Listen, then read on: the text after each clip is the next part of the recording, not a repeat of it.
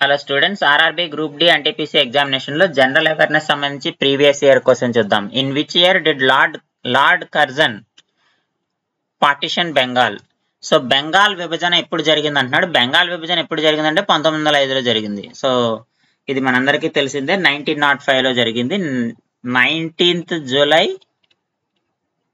1905 లో బెంగాల్ ని విభజన చేయాలని అప్పటి viceroy of India lord Curzon ఎవరు అంటే అప్పటి వైస్రాయ్ భారతదేశానికి. సో ఆయన ఈ నిర్ణయం తీసుకోవడం జరిగింది. ఏ రకంగా అంటే బెంగాల్లో ఈస్ట్ బెంగాల్లో మేజర్ కమ్యూనిటీ ముస్లిమ్స్ ఉంటే వాళ్ళని, అలాగే వెస్ట్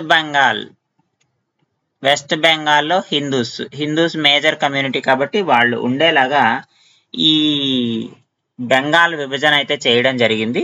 అయితే ఇది ఎప్పుడు క్యాన్సిల్ అయింది అంటే, ఎప్పుడు దీన్ని రద్దు చేశారు అంటే, it is cancelled in the year 1911.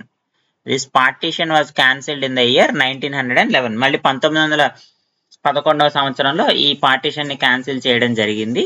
ఈ 1905లోనే మనకి బెంగాల్ విభజన ప్రారంభమైనప్పుడు మనకి స్వాతంత్రోద్యమం అనేది భారతదేశంలో అది అంటే ఊపందుకుందనమాట. అంటే ఈ బెంగాల్ విభజన చేసిన తర్వాత మనకి ఇండియన్ నేషనల్ మూవ్మెంట్ అనేది ఊపందుకొని తద్వారా మనము స్వాతంత్రం అయితే సాధించడం జరిగింది.